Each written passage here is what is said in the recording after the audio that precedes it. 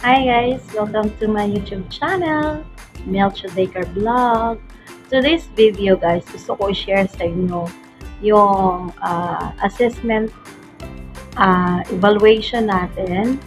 Kasi na-internal assessment na po ako and yung area 1 ko po ay perfect po siya. 66 po yung score niya. Kaya gusto ko po i-share sa inyo ang area 1 po muna ngayon. Guys, gusto ko i-share sa inyo, unang-una sa area 1 natin, kailangan merong ECCD yung bata at kailangan meron siyang birth certificate and then meron siyang summary of 6 tools. Okay? Meron siyang individual curriculum plan. Meron siyang individualized education plan. Meron siyang result of assessment based on ECCD. Meron siyang family assessment.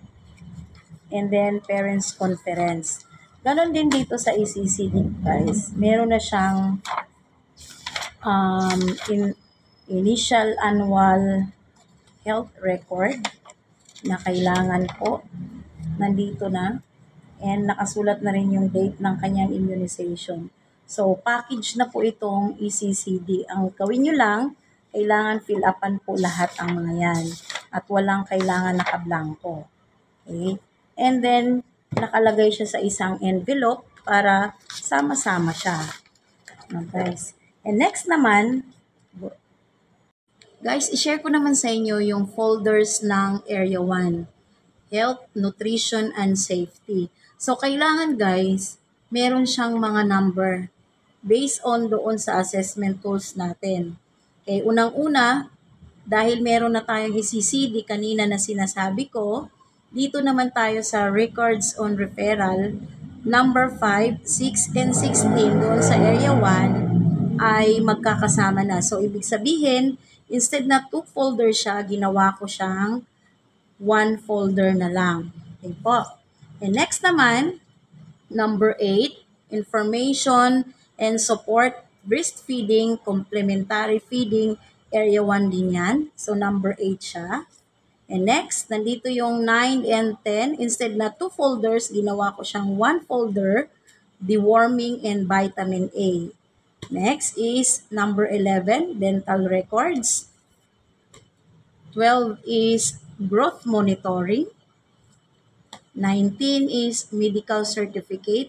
Kung halimbawang meron kang estudyante na may sakit or nag-absent siya ng matagal, pwede siyang panghingi ng medical certificate sa kanyang doktor. Next naman is 22 sa area 1. Number 22, orientation of hygiene and nutrition education. So, ang laman yan guys, ay ang ginawa ko para maganda yung aking report, nilagyan ko siyang narrative and then yung mga pictures nung sila or nung kami ay nagkaroon ng orientation about sa mga nutrition, hygiene, education. Kasama dito yung mga mababang timbang na mga bata, yung kanilang mga parents.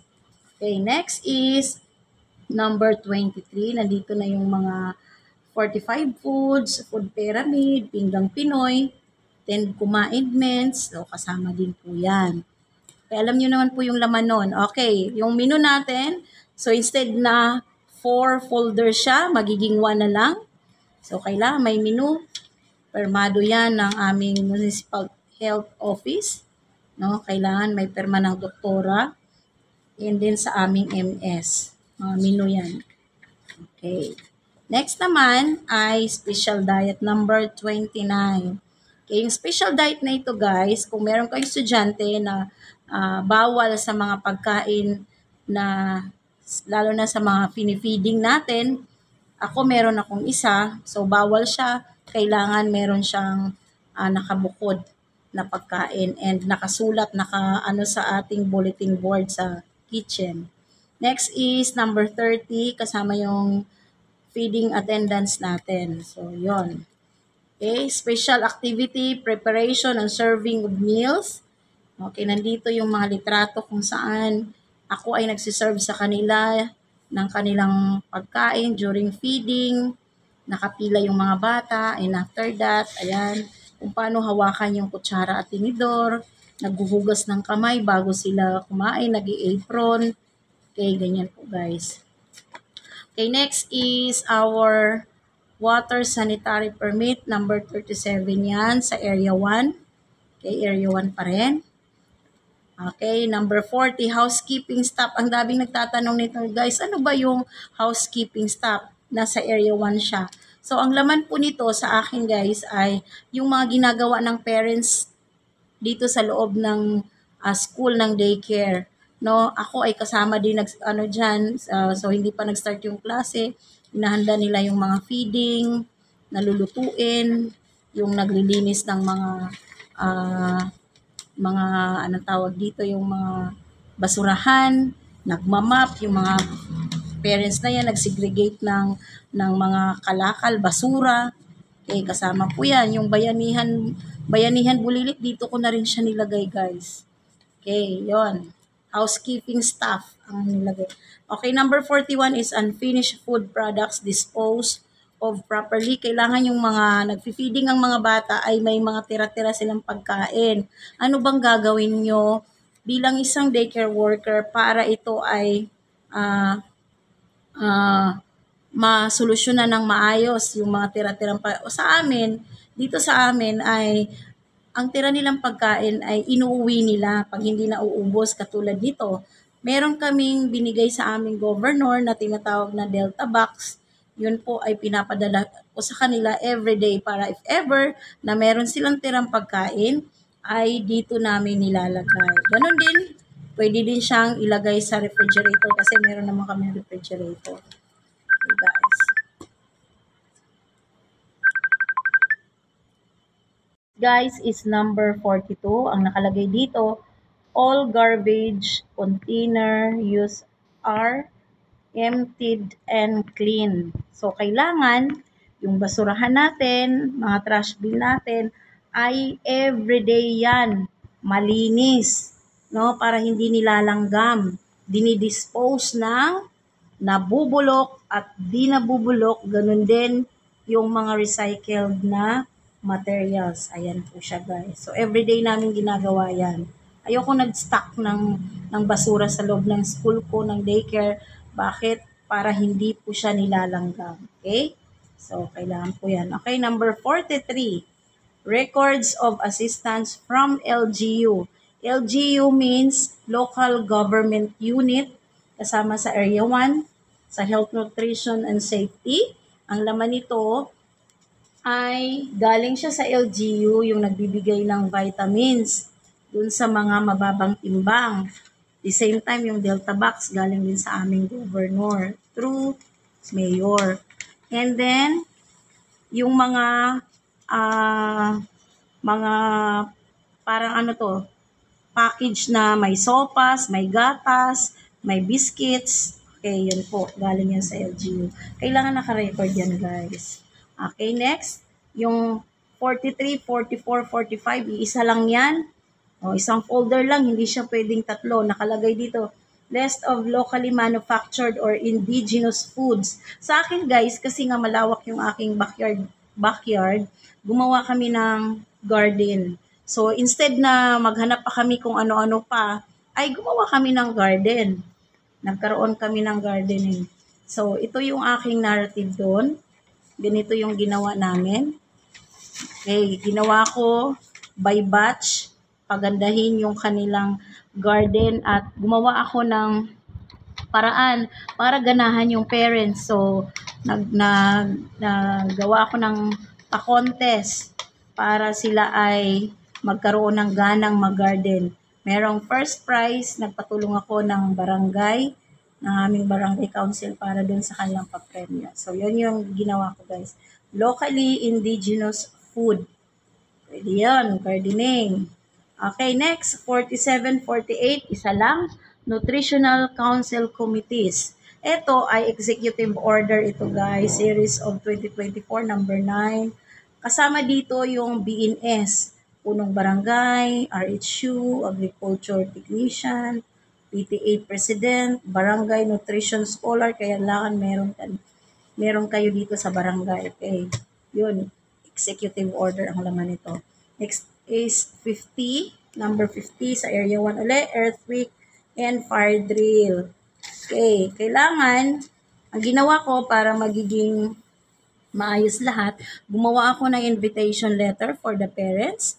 Nianyayahan ko yung mga anak nila na kailan mag-join ng fire drill and earthquake drill. Meron akong invitation letter sa kanila at ito ang ginawa namin sa loob lang ng classroom.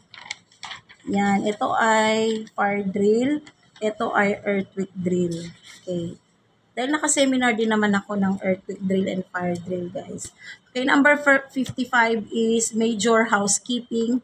Ito yung major, big sabihin yung pinaka-ano na natin sa school, repair and maintenance of daycare center. Kailangan pag meron kang ganito, guys, na sa daycare mo, walang bata sa loob ng daycare. Merong konting narrative. Katulad dito, nag-repair ng faucet namin, nasira na yung aircon namin, yung kung sa ano-ano pang pinapagawa ko dyan. No, dito naman yung fins sa kusina.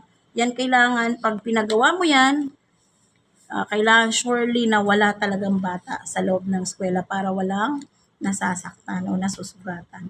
Okay, malapit na. Meron na tayong tatlo na lang natira. Number 57, 59, 60, isa lang yan. Isang folder. Logbook of child's medical problem and injuries. Halimbawa, merong nadapa kung anong nangyari sa loob ng daycare center. Meron ka dapat form. Kung wala naman, kailangan meron pa rin form.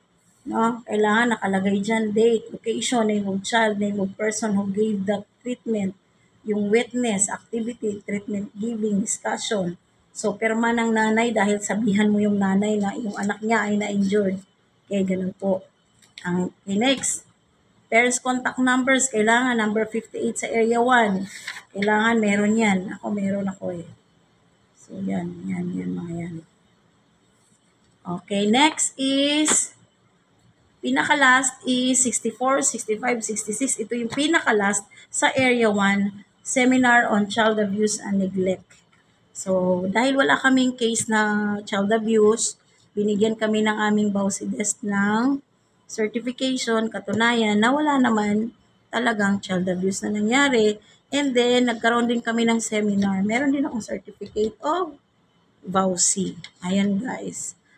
Okay, ito yung last dun sa ating area 1. Okay, guys, I hope na marami kayong natutunan mula sa akin doon sa area 1 muna para hindi kayo malito. So, lahat ng yon ay nasa 24 na folders lang. So, ang pinakamaraming folders, guys, is area 1. Pag nag-area na 2 tayo hanggang 7 ay konti lang, wala naman yatang 20. Mahigit lang yata, parang ganun din.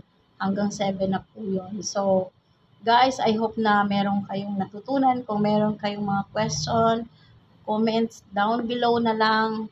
And then, subscribe my YouTube channel. Please follow po ako sa aking Facebook account, Melchiel Daycare Vlog. Salamat, guys. See you next video.